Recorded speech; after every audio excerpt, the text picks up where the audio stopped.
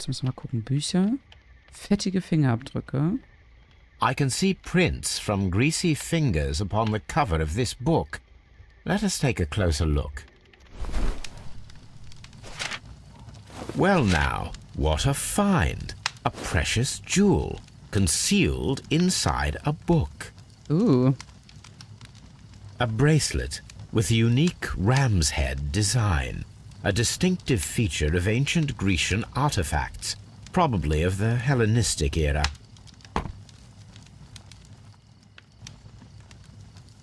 Oh, ich glaube, wir haben jetzt ganz schön viel, ne? Also. Ein antiker goldener Armreif aus Mr. Turners Wohnung. Er ist mit klassischen Widderköpfen verziert. Mr. Turner hat ein schwaches Bein, weswegen er hinkt. Mr. Turner behauptet, er sei die ganze Zeit am Fenster seiner Wohnung gestanden. Laut Constable Marrows Aussage hingegen war niemand am Fenster zu sehen. Ein metallener Türschlüssel, den wir am ermordeten Kenneth Butler gefunden haben. Okay. Hier habe ich irgendwie noch einen noch gar nicht drin, ne? Egal. Ryan Turner ist um die 60 Jahre alt und ein Veteran aus dem Krimkrieg, worauf er sehr stolz ist. Vermutlich wurde er im Krieg am Bein verletzt und hinkt seitdem. Ryan Turner lebt in verhältnismäßig armen Verhältnissen. So, befangen Sie, das müssen wir auch noch machen. Reden Sie mit Mr. Turner und überprüfen Sie die Sicht aus seinem Fenster. Es muss etwas geben, was seine widersprüchlichen Aussagen erklärt. Okay, check. Dann quatschen wir mal mit ihm nochmal, ne? Mr. Turner, how would it be possible for a man of advanced years, such as yourself, to rush from his bed to the window in a matter of seconds, as you have stated? Well, I'm able to move very quickly, despite my age. And when the situation requires it, Mr. Holmes. I highly doubt that, Mr. Turner. I observe that you suffer a severe limp due to your injured right leg. It would have taken at least 10 seconds for you to approach the window. That means you could have easily missed something or someone in Half Moon Street during that time. You're right, Mr. Holmes. I could have missed something. But it did seem to me that everything happened so quickly. Time can pull tricks on you. And what of everything else that you told us? Mr. Turner, it is vital that we have your complete and true statement. Mr. Holmes, I do assure you that the other things I said were most sincere. Mr. Turner, you were not sincere with me. Not then and not now. But Mr. Holmes... This, Mr. Turner, does not look like anything that a poor man might possess. It is worth more than the home that you live in. I can explain. No, merely correct me if I am wrong. You saw Leighton Chapman through the window, but you also noticed a glittering object on the ground, this precious jewel. You walked down and took the bracelet from the body of Kenneth Butler, and when you heard the whistles, you hurried away. That broke your walking stick. It caught fast between the cobbles. Constable Marrow was unable to see you in the window, as you were climbing up the stairs on your way back to your flat. Upon returning home, you hid the precious jewel inside a book. Mr. Holmes, please don't send me to prison. I didn't do anything bad. I'm just a poor man. When I chanced upon the bracelet, I saw it as an opportunity to make a little money. I was desperate. I only took the bracelet, that's all, I swear. You made a mistake by lying to me. But you are not a criminal. I believe that. Although I must return this bracelet to its rightful owner.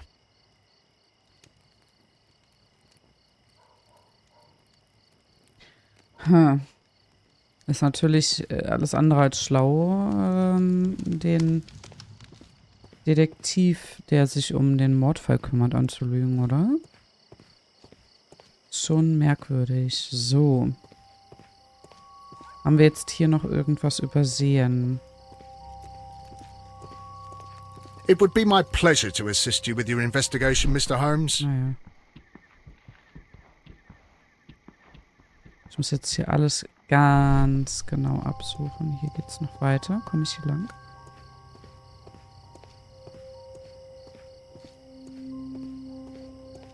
Achso, von da kam ich. Hier liegen Glasflaschen. Das interessiert uns aber nicht weiter. Oh.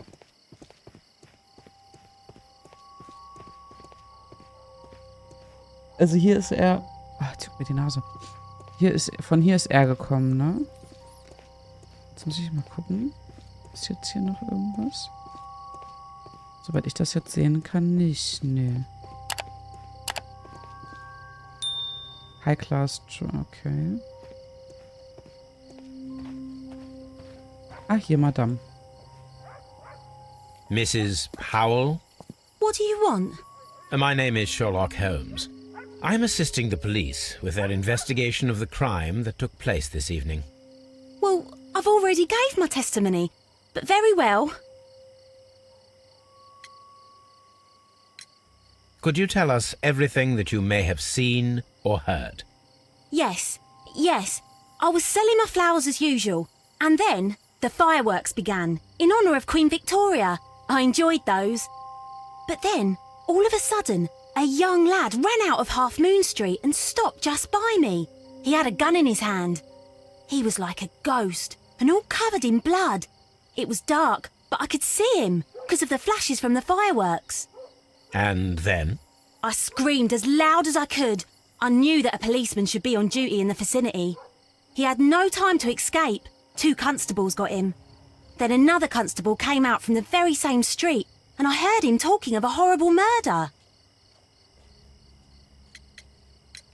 Mrs. Powell, did you hear the gunshots? I'm not sure. You know, what with the fireworks? Did you see anyone else leaving Half Moon Street, prior to or at the time of the crime? No, sir, I did not. Even with all the fireworks, I was very attentive, as I'm always on the lookout for customers. My thanks to you, Mrs. Powell. Ja, okay. Befragen Sie auf der Polizeistation, untersuchen Sie seine persönlichen Gegenstände. Ich würde ganz gerne erstmal Informationen zu dem im Archiv. Was wollte denn hier heute so? Ich fahre jetzt erstmal ganz kurz zur Baker Street zurück, weil ich etwas über den armen Reif herausfinden möchte.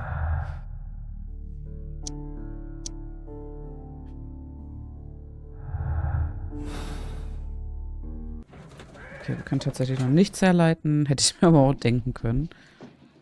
Guck mal, Tobi, so ein Feini.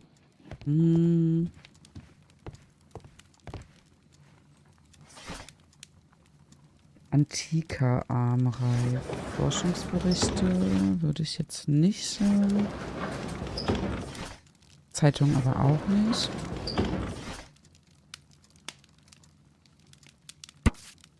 Aha. Diese wunderschönen antiken Schmuckstücke sind ein Teil der Sammlung, die als hellenistische Schätze bekannt geworden ist.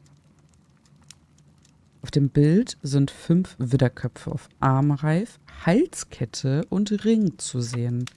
Alle aus purem Gold. Die 5 Widder von Mytilini sind seit 1885 verschwunden. Here it is. Okay, das heißt, da fehlt noch was. Also es ist jetzt I nicht need das to Einzige. continue my research in my archives.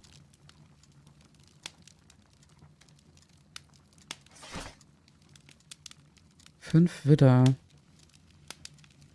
1885. Hier.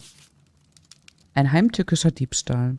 Gestern Abend wurden die sogenannten hellenistischen Schätze gestohlen, als sie gerade in einer Kutsche vom Britischen Museum zur Glasfurt-Ausstellung der feinen Künste transportiert wurden. Kenneth Butler, der Inhaber eines Pfandhauses, meldete sich bei Scotland Yard und gab an, dass ein Mann versucht habe, in seinem Pfandhaus in der Church Street eine Sammlung historischer Kunstwerke zu verkaufen. Danach gelang es der Polizei, den beschriebenen Mann zu verhaften. Einen professionellen Dieb namens Vincent Foley, der gerade dabei war, London über den Hafen zu verlassen. Er wurde vom Fahrer der Kutsche identifiziert, in der die hellenistischen Schätze transportiert worden waren. Vincent Foley weigerte sich, Angaben über den Verbleib des restlichen Diebesguts zu machen. Kurz darauf wurde er ins Gefängnis gebracht. Die gestohlenen Kunstschätze sind weiterhin verschwunden. Here it is. One of the victims, Kenneth Butler, was involved in the story of the stolen Hellenistic treasures. A visit to his pawn shop should tell me more.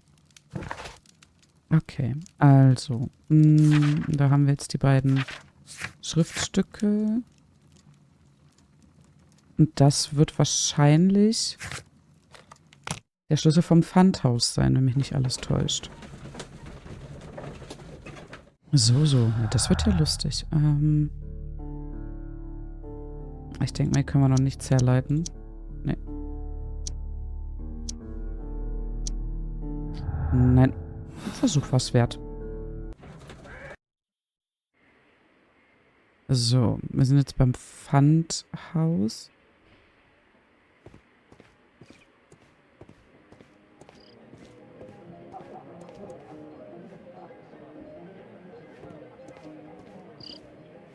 Das ist nicht das Pfandhaus. Das auch nicht. Da kann ich leider auch nicht rein. Hier. Butlers.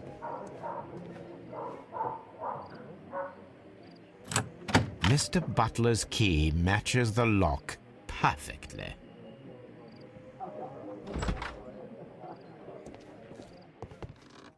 Können wir hier kein Licht anmachen? Crampons and a sharp ice axe would only be brought here by a mountaineer. Gegenstand von Interesse.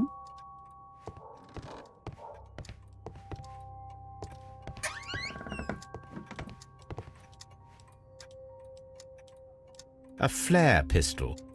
Perhaps it was pawned by a destitute sailor. Das ist ja wie ein Wimmelbild.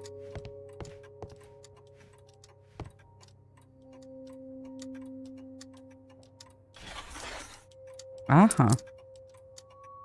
The ram's heads.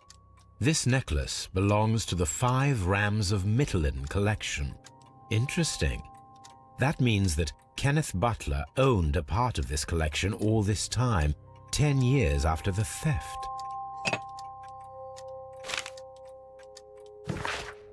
Hallo Kenneth. Du hattest mir mal von 3 goldenen Schmuckstücken mit Widderköpfen erzählt. Aus dem alten Griechenland. Du hast sie doch noch, oder? Denn dann gibt's eine tolle Neuigkeit für dich.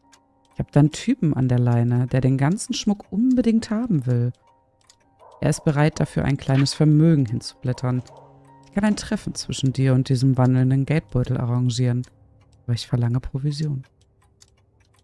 Ich werde Sonntagabend an der Ecke Great Alley Street und Half Moon Street auf dich warten. Vor dem Feuerwerk. Brian Vacotti.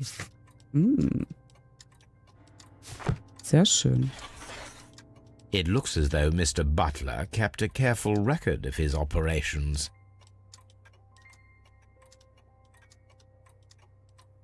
Okay. Also. Zumindest haben wir jetzt schon mal eins fehlt noch. Gegenstand von Interesse. Ja, die Leuchtpistole, ne? Wir haben hier die Leuchtpistole und da die Kletterausrüstung. Aber sonst ist ja nichts. Okay. Wir könnten dann, Chapman, ich gucke jetzt hier nochmal, ob ich irgendwas übersehen habe, aber ich glaube nicht. Gegenstand von Interesse, das haben wir schon fertig untersucht. Okay, dann muss ich wieder abschließen? Nö. So, dann fahren wir jetzt mal nach Scotland Yard und dann werden wir kurz die Herleitung öffnen. Nö. Okay,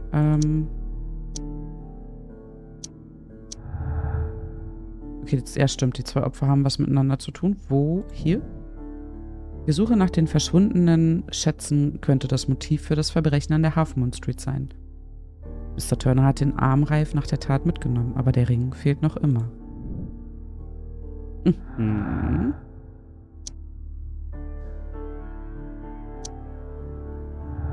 Sonst haben wir noch nichts. Okay, sind wir schon angekommen? Ja. Mr. Holmes, whatever brings you here so late at night? I'm interested in the case of young Leighton Chapman. He was arrested earlier this evening and accused of a double murder. I beg your pardon? That case is quite clear to the police. Or are there any new facts that we don't know about? Who knows, Inspector?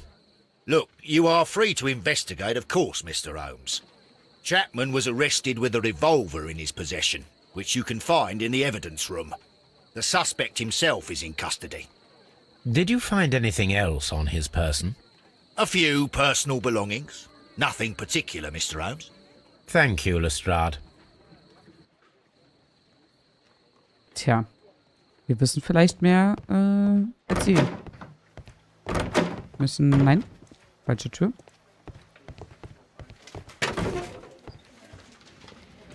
So. Gucken wir doch mal. A cheap watch, bought with his own money, no doubt. No. These cigarettes are filled with cheap tobacco. Nothing interesting. Zu dem Apfel sagen wir jetzt nichts. So this is the gun that Leighton was holding when he was caught by the police. It is a Webley revolver, a reliable weapon. It seems as though the shells were not removed from the cylinder.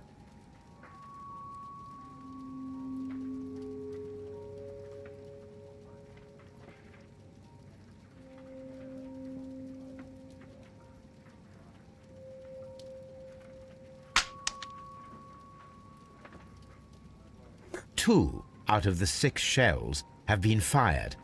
There were 2 shots. Ja gut, aber hieß es nicht, es waren 2 unterschiedliche Schüsse?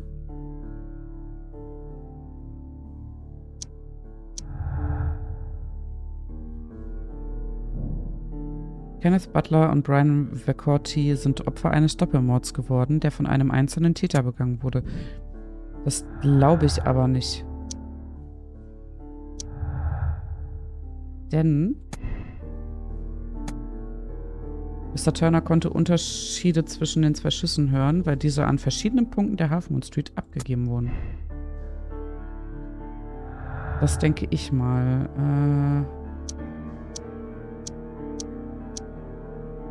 Da können wir noch nichts ziehen.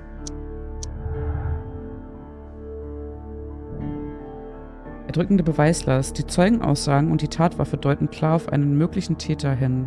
Leighton Chapman. Ja gut, aber ich will mir den Burschen erstmal angucken. Weil, also entweder... Ich kann doch was kombinieren? Eigentlich ja nicht, oder? Nö.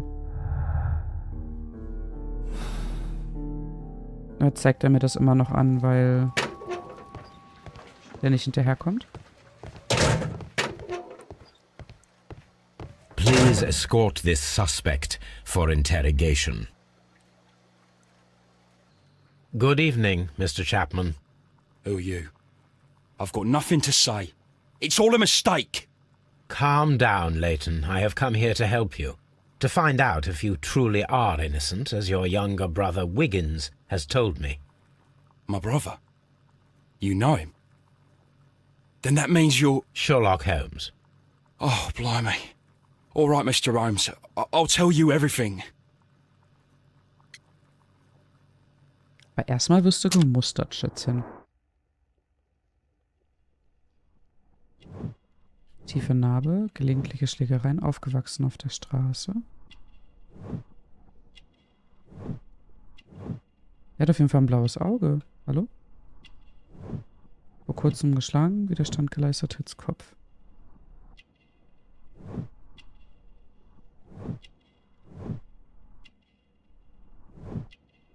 Modischer Schal, städtische Mode, ruhige Arbeit, Büroangestellter.